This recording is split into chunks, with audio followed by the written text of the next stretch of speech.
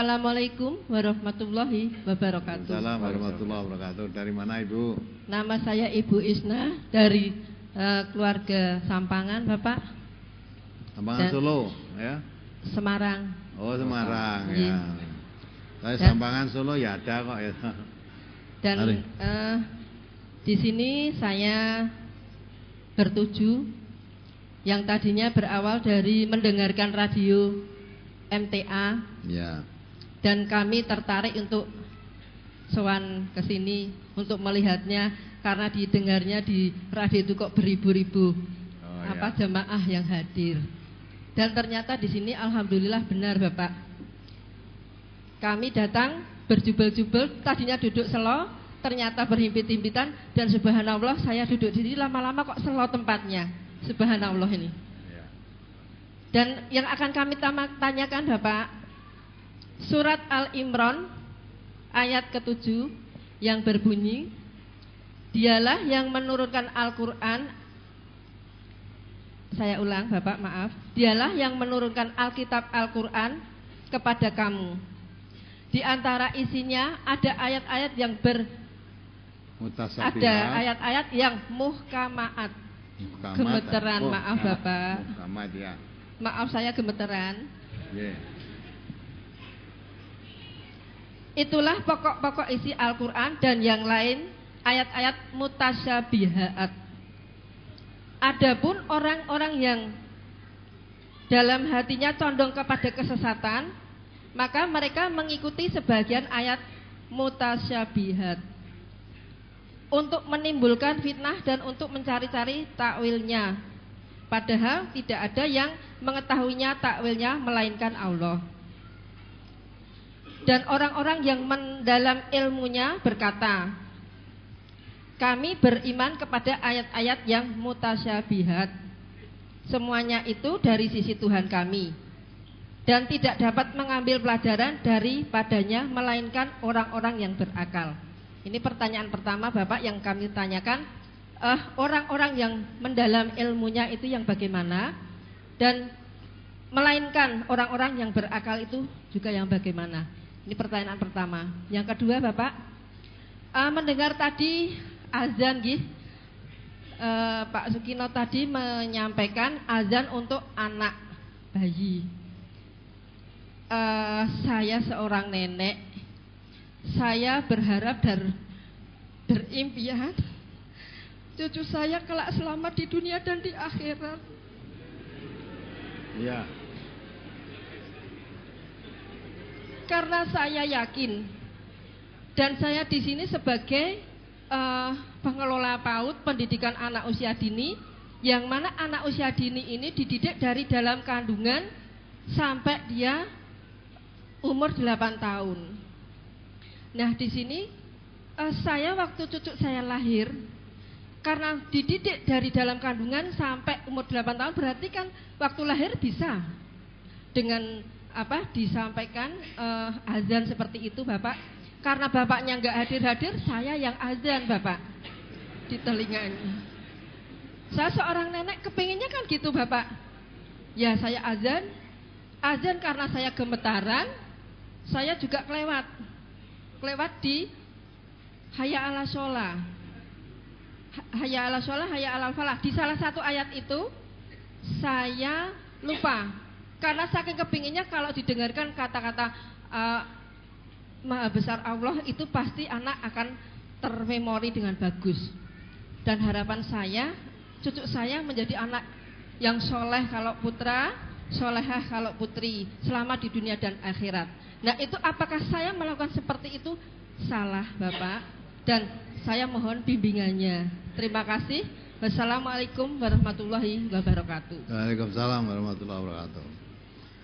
Jadi surat Al-Imran ayat 7 Allah menjelaskan bahwa Al-Quran itu ada 2 ayat.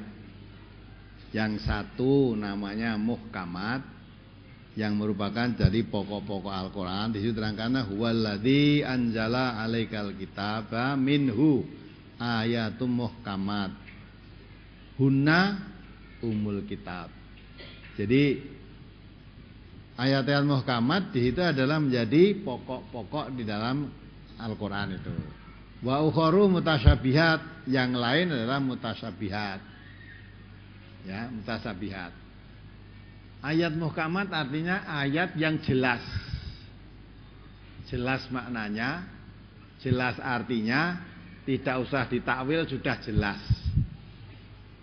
Sedang ayat mutasyabihat itu masih samar. Samar, tidak jelas artinya. Tidak ada yang mengetahui kecuali Allah yang pas ya. Maka orang yang mendalam ilmunya, dia tidak akan mengupas tentang ayat mutasyabihat itu, tetapi cukup meyakini bahwa ini adalah ayat-ayat Al-Quran dari Allah, yakini kebenarannya. Termasuk ayat mutasyabihat Ibu ya. Contohnya Alif Lam Mim itu ayat mutasyabihat. Artinya apa? Coba yang tahu artinya Alif Lam Mim itu apa? Ada yang mengartikan Alif itu katanya Allah, Lam singkatan dari Jibril, Mim singkatan dari Muhammad. Maksudnya Allah menurunkan wahyu Al-Quran lewat malaikat Jibril kepada Nabi Muhammad. Itu ditakwil begitu katanya. Nah sekarang kalau Alif Lam Ra, kalau Kaf Ha Ya Ain Shad, apa kuwi? Yasin singkatan apa? Nah, ketika saya dulu masih suka meguru bangsa ngono kuwi ya ta.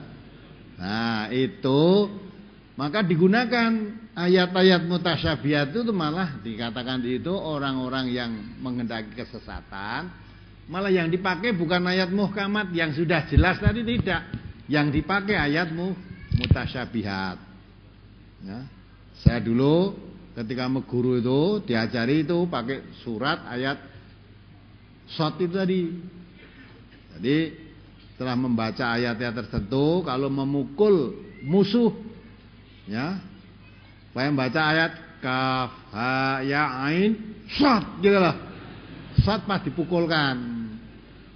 Katanya itu kata dukun, kata kiainya yang ngajari saya dulu, itu bobotnya pukulan Kaf Ha Ya Ain Shad itu tadi itu seperti berat beberapa kintal gitu loh.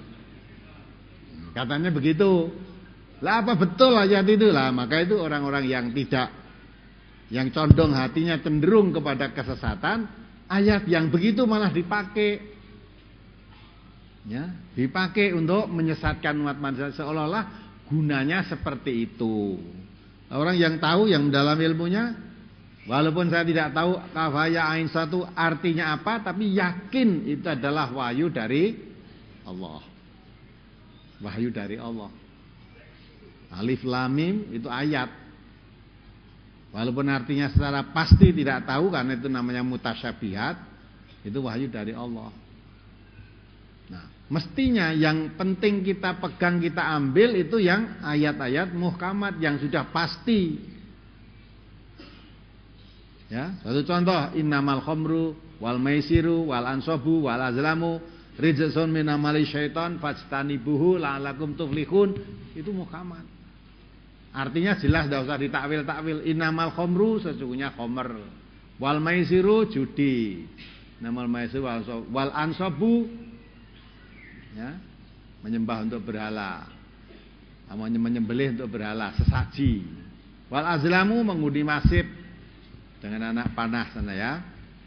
Rijsun min amali syaiton, itu semuanya tadi, khamr, judi, menyembelih untuk sesaji, mengundi nasib dengan anak panah tadi, itu semua kata Allah keji, itu perbuatan setan, jauhilah itu supaya kamu beruntung. Maka untuk mendapatkan keberuntungan, jauhi mabuk, jauhi judi, jauhi menyembelih untuk sesaji, jauhi ya tadi mengundi nasib dengan anak panah. Itu jelas ayatnya, artinya jelas. Itu malah tidak dipakai. Artinya wis jelas malah tidak dipakai. Yang dipakai yang artinya masih samar. Manusia secara pasti tidak tahu artinya, tetapi yakin itu wahyu dari Allah. Nah, mungkin ada pertanyaan, Lah katanya Quran itu petunjuk. Lah gunanya apa ayat Al-Quran diturunkan orang tidak tahu artinya? Apa gunanya? Kalau alif lam mim nggak ada yang tahu artinya kok diturunkan, manfaatnya apa? Nah, kalau belajar tafsir, manfaatnya supaya antara lain manusia itu ada perhatian. Baca alif lam mim, orang ngerti artinya tadi. Nah, ayat berikutnya supaya ada perhatian serius. Ya. Apa sesudah itu apa? Yasin, tidak ngerti artinya sesudah itu apa? Nah, itu kan. Jadi terus urutannya ayat berikutnya apa? Yang kedua manfaatnya, ini diambil hikmahnya ya. Manusia sepandai apapun ternyata kalau tidak diberitahu oleh Allah tidak tahu artinya. Walaupun kamu mengatakan pandai, oh ternyata artinya alif lam mim aja nggak tahu. Maka manusia itu tahu setelah diberitahu oleh Allah. Kalau tidak diberi pelajaran oleh Allah nggak tahu. Itu antara lain Ibu yang dimaksud ayat tadi. Kemudian yang kedua, mengadani bayi. Ya. Nah, itu jangan ditanyakan itu boleh apa tidak, benar apa tidak. Kalau menurut agama itu urusan ibadah itu dituntunkan apa tidak. Kalau sekiranya itu baik mesti dituntunkan oleh Nabi. Sedang kita di dalam beragama supaya mengikuti Nabi. Allah mengangkat Rasulullah itu sebagai uswatun hasanah. Laqad kana lakum fi Rasulillah uswatun hasanah liman kana yarjullah wa yaumil akhir wa dzakarallaha katsira. Ya. Uswah hasanah itu Rasulullah. Sedang Rasulullah tidak memberi contoh setiap bayi lahir suruh mengadani kuping tengahnya, komati kuping kirinya. Itu tidak diberi contoh dari Rasulullah. Lah kok kita malah menemukan begitu dari mana? Ya. Wong Nabi tidak ngajari kok kita malah tahu. Lah apa malah pinter kita dengan Nabi? Nah, itu ada hadisnya, betul tadi saya katakan hadisnya ada, tetapi ternyata hadisnya dhaif. Seperti tadi puasa Asyura itu hadisnya panjang. Juga diawali dengan qala Rasulullah. Nah, itu ada hadisnya. Biar siapa yang puasa di bulan Asyura itu tanggal 10 Syuro diampuni semua dosanya 50 tahun yang lalu dan diampuni dosanya 50 tahun yang akan datang. Hadisnya ada. Betul ada hadisnya ada, tetapi hadisnya palsu gitu. Maka tidak semua hadis itu mesti benar. Kalau hadis dari Rasulullah tenan mesti benar. Tapi yang dikhawatirkan kalau itu hadis dhaif, hadis apa yang lemah-lemah itu dikhawatirkan sebetulnya bukan dari Rasulullah, dikatakan ini dari Rasulullah, berarti palsu kan? Nah, maka itu kalau hadis dhaif tidak bisa dijadikan sebagai dasar hukum. Itu di dalam mempelajari agama Islam seperti itu. Maka maksud saya anak saya biar cucu saya nanti biar jadi orang yang soleh atau solihah selama dunia dan akhirat. Itu kuncinya bukan diadani waktu lahir maupun waktu ya dikomati. Bukan, kuncinya kalau memang mengandalkan begitu dididik agama. Sejak umur 7 tahun diajari sholat. Ya. Kalau masih umur baru lahir itu coba dibaca. Wallahu akhrajakum mim butuni ummahatikum. Ya. La ta'lamuna syai'an wa ja'ala lakumus sam'a wal absara wal af'idata la'allakum tashkurun. Ya. Surat apa itu? Dicoba dicarikan itu. Surat An-Nahl surat ke-16 ayat 78. Ini coba diperhatikan Ibu. A'udzubillahi minasyaitonirrajim.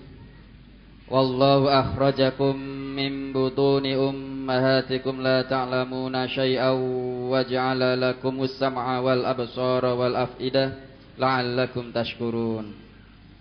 Dan Allah mengeluarkan kamu dari perut ibumu dalam keadaan tidak mengetahui sesuatu pun. Dan Dia memberi kamu pendengaran, penglihatan dan hati agar kamu bersyukur. Ya kan? Jadi Allah melahirkan kita semua begitu procot lahir dari perut ibu itu la ta'lamuna syai'an, tidak mengetahui apapun. tidak mendengar, tidak melihat, tidak bisa memahami apa-apa. Ya tak? Maka bayi lahir itu jangan dikira sudah mendengar, nggak dengar apa-apa itu. Jangan dikira melihat, tidak melihat apa-apa. Menurut ayat ini tidak mengerti apapun. Ya. Maka tidak ada kok. Bayi ketika lahir barang wis gede sama ngerti, dulu kamu lihat apa? Enggak lihat apa-apa. Ketika lahir kamu lihat apa? Nah, itu kan. Telinga sudah diberi, mata sudah diberi, tapi belum berfungsi. Maka tidak dengar apa-apa, tidak melihat apa-apa. Nah, melalui proses waktu baru Allah mengatakan, nah itu ayat selanjutnya, wa ja'ala lakumus sam'a. Kemudian diberi pendengaran, wal absara diberi penglihatan, wal afidata diberi hati, la'allakum tashkurun supaya kamu bersyukur. Maksudnya diberi penglihatan, diberi pendengaran, diberi hati, dalam mensyukurinya supaya dengan hati, pendengaran, penglihatan itu bisa mengenal pada Allah, bisa mengenal apa tujuan kita dihidupkan oleh Allah ini, apa tugas saya. Nah, itu sehingga mengenal dengan penglihatan, pendengaran, hati bisa menghambakan diri kepada Allah. Tapi ketika lahir itu tidak dengar apa-apa, tidak melihat apa-apa. Maka ibu-ibu dulu kan yang sering ngeliling anaknya itu, waktu lahir kan tidak bisa, katanya nanti sudah umur berapa bulan baru bisa main mata. Ya. Nanti dikasih apa, di matanya bisa lihat sana, lihat ini, baru ketika baru lahir enggak, matanya melek ning ra weruh. Ya. Telinganya ada diberi oleh Allah tapi tidak, telinga dengan pendengaran lain. Banyak orang punya telinga tapi tidak mendengar apa-apa. Ya, nah sekarang diadzani tidak dengar. Ya. Nah, kayak itulah. Itu. Lah kalau itu memang dituntunkan oleh Nabi, perlu diikuti. Nah kalau tidak dituntunkan, terus kita membuat begitu, berarti kan ngarang dhewe. Ya kan? Memang ada hadisnya, tadi saya katakan hadisnya dhaif. Seperti ini tentang poso Asyura ini ada hadisnya panjang tapi hadisnya palsu. Ya walaupun itu diawali dengan qala Rasulullah, tapi dilihat isinya tidak masuk akal. Ya, mosok mung salat, mung poso sedina. Puasa sehari kok diampuni 50 tahun yang lalu, diampuni dosanya 50 tahun yang akan datang. Berarti orang puasa Asyura itu mesti masuk surga. Jarang orang umur 100 tahun sekarang ini. Ya. Andai kata umurnya 100 tahun aja itu jelas masuk surga. Nah, yang 50 tahun yang lalu sudah diampuni. 50 tahun yang akan datang diampuni, kan masuk surga sudah. Hanya puasa bulan Syura tadi sehari tok tanggal 10. Enggak perlu kita ngaji, enggak perlu ya puasa Ramadan, dah puasa itu aja nanti masuk surga. Apa begitu? Nah, mudah-mudahan bisa dipahami.